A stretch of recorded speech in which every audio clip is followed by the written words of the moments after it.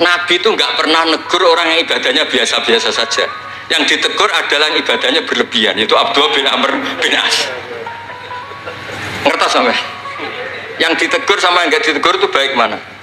Yang nggak ditegur. Nabi itu tidak pernah negur orang yang ngimami pakai kulhu, tapi pakai Baqarah ditegur. Assalamualaikum warahmatullahi wabarakatuh. Selamat datang di channel pengajian agama. Mudah-mudahan kita semua diberikan kesehatan dan dimudahkan segala urusan di dunia maupun di akhirat nanti. Baik teman-teman, kita akan mendengarkan kajian dari Gus Baha. Kajian ini memperingati haul Sayyid Muhammad bin Alwi Al-Maliki Al-Hasan di Pondok Pesantren Al-Mahrusyah 2 Lirboyo. Seperti apa kajian Gus Baha dalam haul acara tersebut? Mari kita simak video kajian berikut ini. Assalamualaikum warahmatullahi wabarakatuh. Bismillahirrahmanirrahim. Alhamdulillahirabbil alamin. Wassalatu wassalamu ala asyrofil mursalin sayyidina Maulana Muhammadin wa ala alihi washabihi ajmain. Amma ba'du. Sederenge kula takdim teng para sing rawuh. Dongaaken Sayyid Muhammad ikhlas, muridé mau cerita sangu mbek rabi. Istungano Sayyid Muhammad legowo di murid sing cerita rabi mbek sangu mbek nyindir Gus Raub. Ingkang kula hormati wonten Gus Raub, wonten Habib Husain, Habib Syekh Abud, wonten Habib Soleh Al-Kafs dan ingkang kula hormati. Kula berpikir begini ya. Kula ikrar guys, kula tak sering bahasa Indonesia mawon. Kula ikrar seikrar-ikrarnya yang diceritakan para saksi tadi, murid-murid beliau adalah benar. Sebab itu kula ikut bersaksi yang membela jenengan sehingga menangi Sayyid Muhammad. Ya ora duwe wajah ganteng kok Sayyid Muhammad. Tapi banggalah nanti mau jenengan mlebu swarga dimodifikasi pun ganteng. Oke, wonten cerita ngeten Habib Husain, wonten orang tanya, Gus kenapa Nabi itu kok ganteng, wali kok ganteng? Sing jawab ya lucu. Kok Nabi mesti mlebu swarga, dadi ngrubahi ra akeh-akeh. Jadi mulane sing rapati ganteng kudu ngibadahe sing tenanan karena mlebono swarga wong ra ganteng butuh ekstra salon malaikat. Niku. Begini Pak Hasan, ini tonggo kula sering ngaji teng Bojonegoro, terus piyambake nggih sakjane ra di rival kalian kula. Begini Pak Hasan, tadi kata Mas Lutfi itu pengganti dari nama sinten Syihab. Itu begini, ada cerita dan ini semua yang tidak menangis Sayyid Muhammad kedah senang karena hadhil millah atau hadatin ini milik yang menyaksikan Rasulullah SAW juga yang tidak menyaksikan. Ini pokoknya kalau bela mayoritas, secara pemilu mesti menang pulau karena ini mayoritas. Rasulullah itu begitu mencintai dan begitu rindu sama ikhwani. Mereka kata sahabat, saya ini ikhwanu kayak Rasulullah. Enggak, antum ashabi, kamu itu sahabat saya. Ikhwani adalah man amana bi walam yaroni. Mereka iman sama saya padahal tidak ngerti. Itu hebat luar biasa. Wong tidak ngerti kok iman. Wong ora tahu disangoni Sayyid Muhammad kok seneng. Itu hebat. Lah sing biasa disangoni untuk bojo kan seneng wajar. Nggih setuju nggih? Mboten niki kan argumentasi ilmiah. Saya ini seksine Gus Raub. Saya ini di antara muridnya Mbah Mun yang kompetitor ilmiahnya baik, termasuk kategori A. Kategori A. Masalah ilmiah loh. Nah, masalah ubudiyah kok biasa. Tapi biasa saya itu berkah. Nabi itu nggak pernah negur orang yang ibadahnya biasa-biasa saja. Yang ditegur adalah yang ibadahnya berlebihan, yaitu Abdullah bin Amr bin As. Ngerti sampai? Yang ditegur sama yang nggak ditegur itu baik mana? Yang nggak ditegur.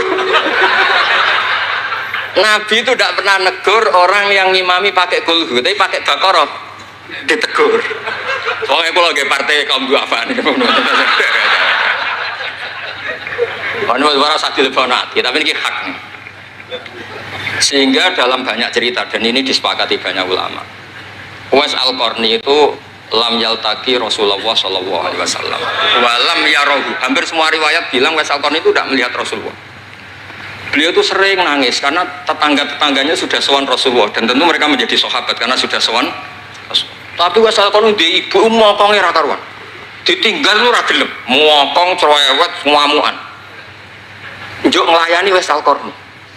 Uwais Al-Qarni itu lebih berpegangan konstitusi bahwa birrul walidain terutama ibu itu amru Rasulillah. Ummuka. Tapi apa yang terjadi? Uwais Al-Qarni yang tidak pernah sowan Rasulullah digelari khairul qurun Uwais Al-Qarni karena taat ning gone mandate Rasulullah nggih niku khidmah kalian nenten ibu. Padahal boten di zamannya beliau sebetulnya menangi zaman Rasulullah, enggak sowan. Maksud kula Pak Hasan, dadi sing ora roh-roh ya aja terus sampean ngrasa luwih tinggi. Nggih biasa mawon, kabeh iku sementing ikhlas ridane Allah Subhanahu wa taala. Nah niki terus mboten iki masalah konstitusi, soal masalah al-kutub al-mu'allafah. Saya ini tadi kata Gus Raum, saya itu orang mungkin yang tidak mulazim ke Sayyid Muhammad, tapi kata tadi Mas Lutfi, kalau sanad ke Sayyid Alawi saya tentu lewat Mbah Mun itu teman akrabnya bapak saya. Dulu ketika beliau mondok di Mekah itu yang nganter mbah saya, mbah kandung saya, namanya Mbah Siddiq. Jadi keluarga saya ya pokoknya muamalah terus musohabah semuanya sama keluarganya Gus Raub itu minal ajdam. Ya sampai kadang beda pilihan presiden, tapi tetap rukun. Karena nganggep itu urusan akidah, ini biasa mawon apa? Biasa. Begini, niki rungokno tenan. Saya entah berapa kali sampai lupa nyetak kitab, tapi bukan nyetak komersial. Sama lagi bukan komersial. Jadi ini nggak perlu menyinggung siapapun, nggak komersial. Al-Hajju Fadha'il wa Ahkam itu saya nyetak entah berapa kali. Dan semua yang saya kasih Gus Rob itu mesti terus minta dibacakan. Kenapa? Karena semua fikih di Indonesia itu pasti bilang ar-ramyu itu ba'das zawal. Semua takrib mu'in i'ana semuanya pasti ar-ramyu itu ba'das zawal. Kunna natahayyanu fa idza zalati syamsu romaina. Kita ini nunggu zawalu syamsi baru romaina. Ki ramyu yaumil hadi asyar. Ketika ada peristiwa mu'assim terowongan Mina, karena jutaan orang ke titik yang sama di jam yang sama. Sama lagi jutaan orang ke titik yang sama di jam yang akhirnya Sayyid Muhammad memberanikan diri fatwa secara terbuka bahwa boleh ramyu qoblas zawal. Mereka mesti komplain, iki kita apa? Sampai komplain, saya bilang ini yang ngarang putune Kanjeng Nabi. Kabeh bantah. Tak didono takbir dan beliau cara ngendikan masuk akal. Ya, ini sing sering haji napa mari sakniki haji yo wonten sing bisnis bareng wae sing haji lah niki cerita. Sing haji, sing bisnis haji tenan pokoke haji. Sebetulnya dalam ramyu itu kan boleh nafar awal, berarti selesai tanggal 12 bisa nafar sani sampai tanggal 13. Terus kata Sayyid Muhammad, jika bisa isqatur ramyi yauma salisa asar ya, bil kulliyah, bisa menggugurkan ramyu tanggal 13 bil kulliyah. Fali ayya juzat takdim min babi aula, apalagi ini sekedar takdimul waktu. Dan beliau bilang di kitab Al-Hajju Fadha'il wa Ahkam, dan tidak yusamma mukhalafatan. Kenapa ada mukhalafah? Itla ilzama fihi bitasrah, karena Rasulullah tidak mengendikan bahwa ini harus begini. Itu hanya fi'lu. Fi'lu bisa ya dulu alal jawaz, bisa alal aulawiyah, nggak ada jaminan kalau itu syarat apa? Sah. Terus akhirnya orang tuh ayam semua, tenang semua. Berdasar fatwa Sayyid Muhammad yang kita sosialisasikan. Saya baca itu berkali-kali. Jadi saya cerita, jadi ini benar-benar cerita naskahnya Sayyid Muhammad. Orang cerita sanggup. Terus kedua, tawaful haid. Saya sering ketemu orang-orang yang nekuni medis. Gus, kalau kita pakai obat itu kadang masalah, ada efek samping gini-gini. Padahal kalau kita nunggu suci kayak cerita Sayyidah Aisyah, Rasulullah itu pimpinan. Mereka pasti ikhlas disuruh nunggu Sayyidah Aisyah sampai suci kemudian tawaf ifadah. Tapi ini kan kita orang kebanyakan. Hotelnya kalau lama-lama ya kita tidak kuat bayar, kena komplain. Pesawatnya juga gitu, kalau lama-lama juga kena komplain, tidak bisa pulang kan. Dan itu kata Sayyid Muhammad sederhana ngetika. Beliau menyarankan tawaful haid itu intikal madhab saja, atau tidak usah intikal. Kalau mendekati waktunya habis langsung tawaf, tapi nunggu waktunya mepet. Karena dengan mepet berarti statusnya darurat, tapi statusnya darurat. Terus kata beliau dengan entengnya ngendikan Di mana-mana yang namanya wajib atau syarat sah itu ya ma'al kudroh. Lah ini tidak kudroh berarti syarat itu hilang. Di mana-mana syarat menjadi syarat ya kalau kudroh. Lah ini tidak kudroh ya berarti syarat itu hilang. Sehingga terus kita nyaman tawaful haid. Itu di kitab Al-Hajju Fadul Ahkam. Bisa dicek bahasan halaman 115 itu. Ini bukan cerita Malaysia, cerita tek. Jadi buat ini serius. Karena tadi kan orang-orang bisa guyon cerita nikah, berarti Anda tukang nikah. Nah kalau sekarang guyon karena ilmu, berarti Anda mubarak betul. Cerita nikah ya iso guyu, cerita ilmu iso guyu, berarti waras sampean. Ternyata bisa senang dengan ilmu, bisa senang. Ya relax saja.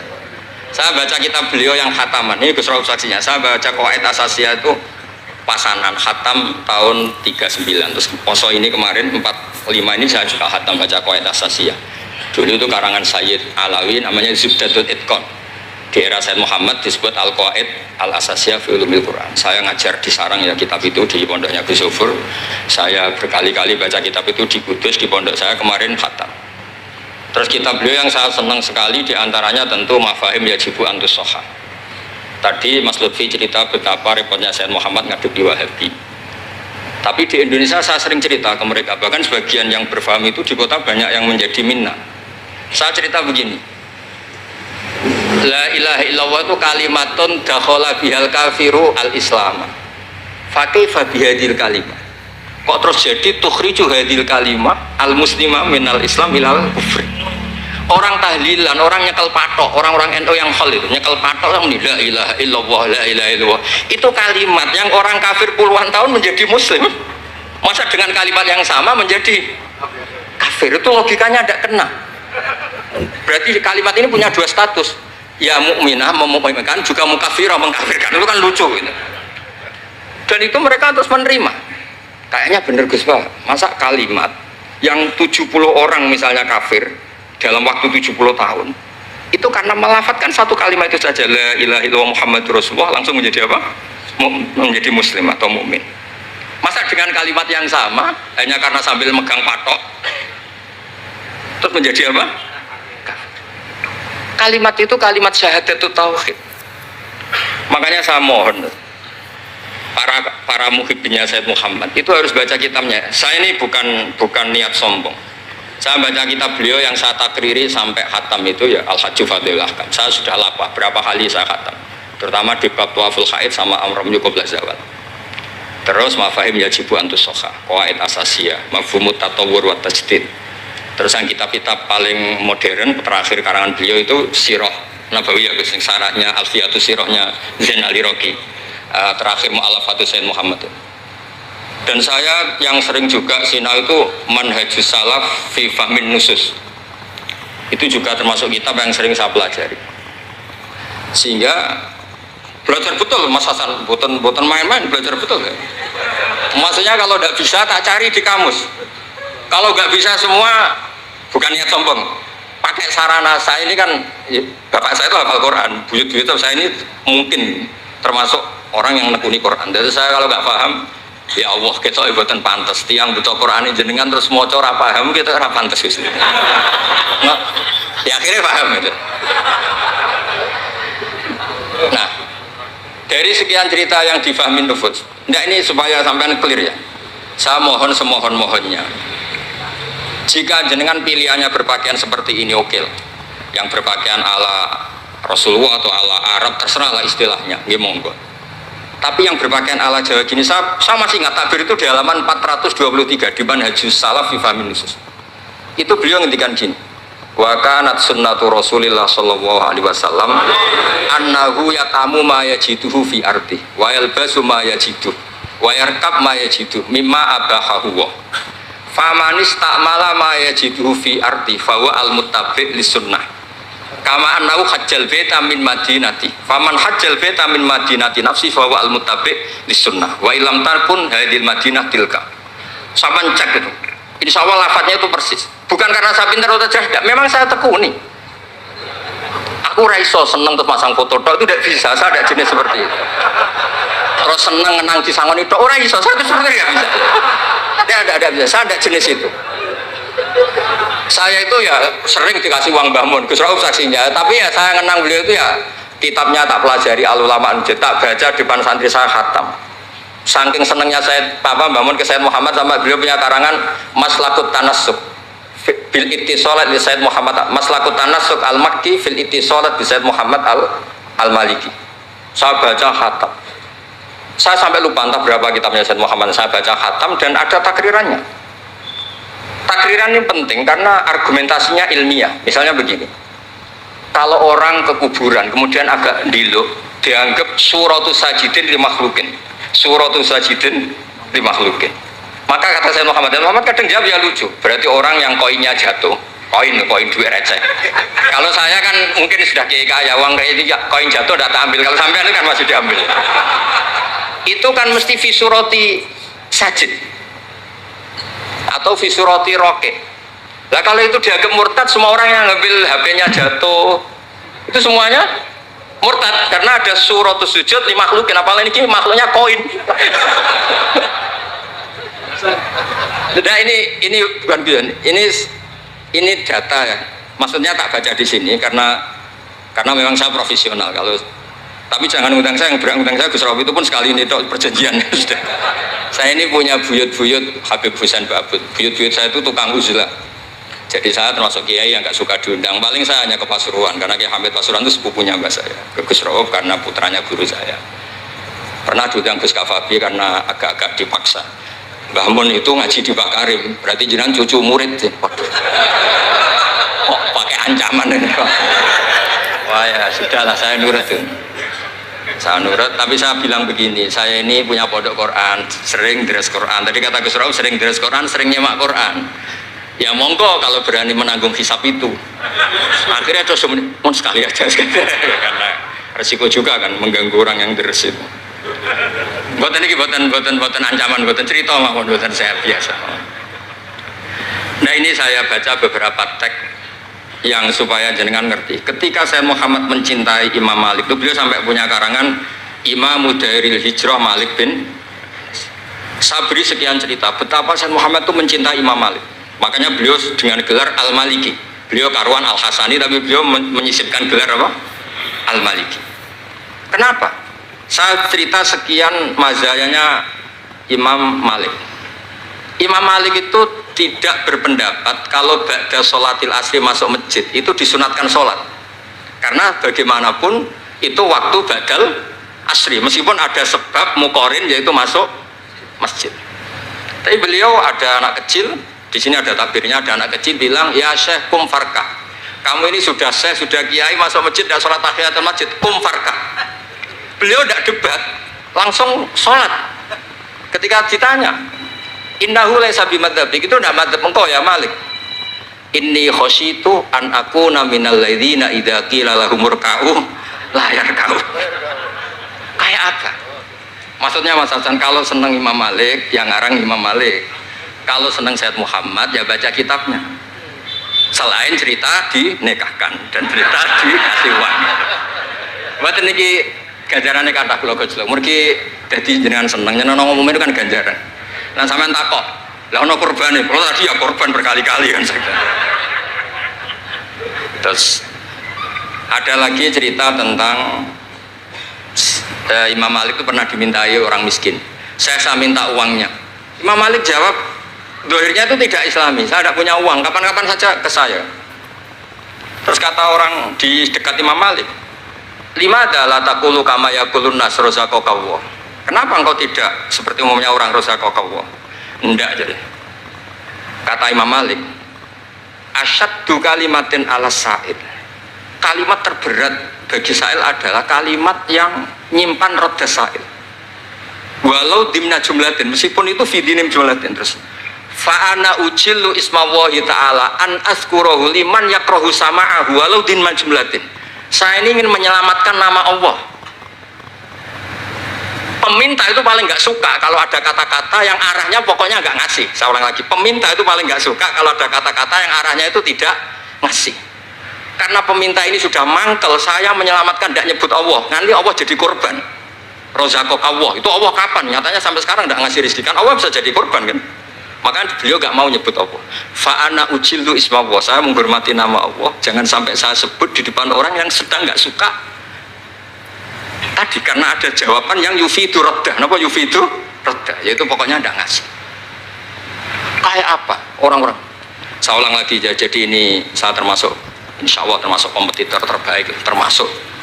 Bukan apa-apa ya, karena menurut saya seneng orang itu. Saya baca Ihya itu lupa khatam berapa kali, itu saya takriri pakai naskah Gus Ro punya, saya naskah maknanya Mbah Zubair saya punya, ngaji Mbah Mun. Kalau nggak bisa masih pakai kitab Ithaf.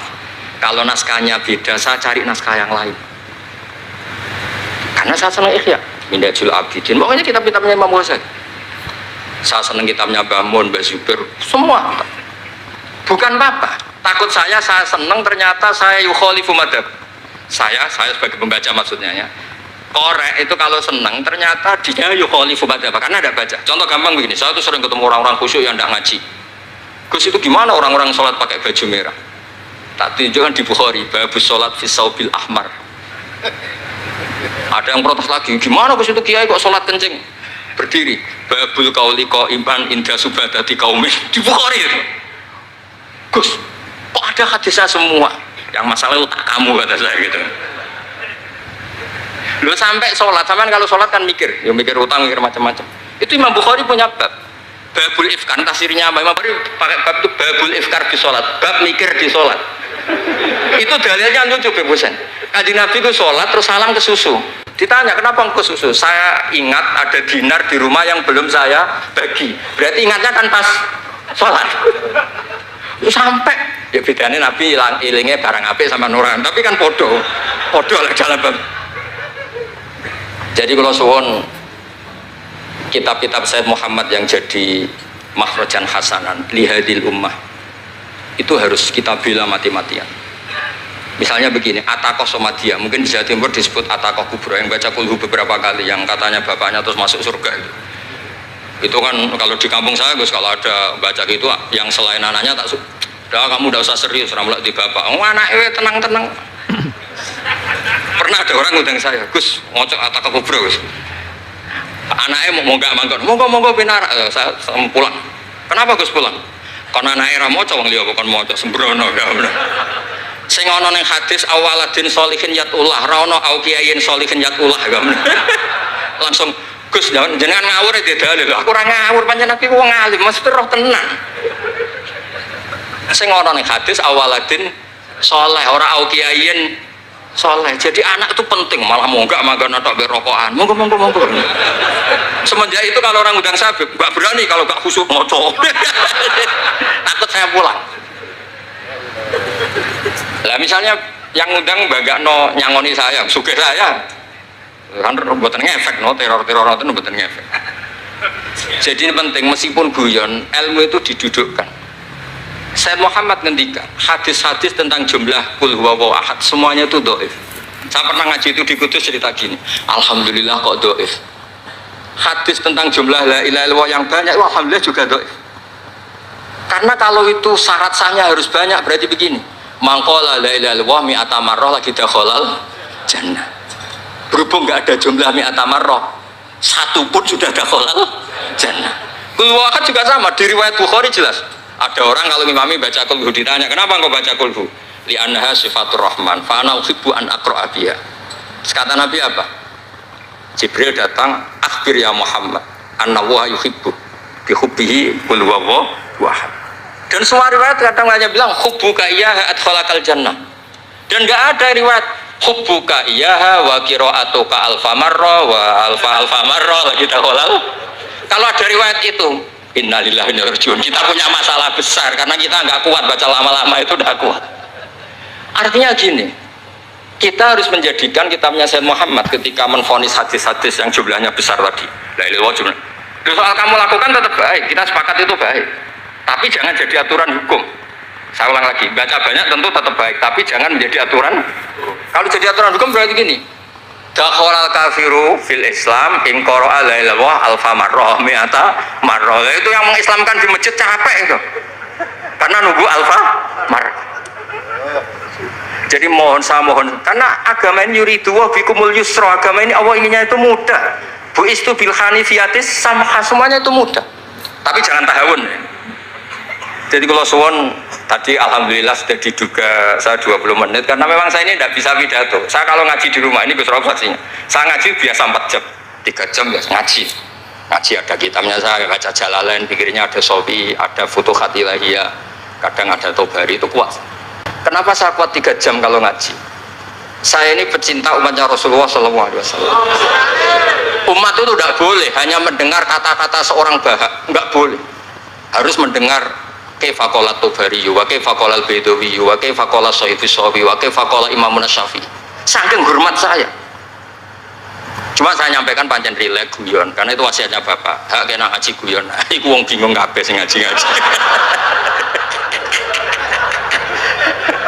Jadi, ya ngoten mawon. Assalamualaikum warahmatullahi wabarakatuh.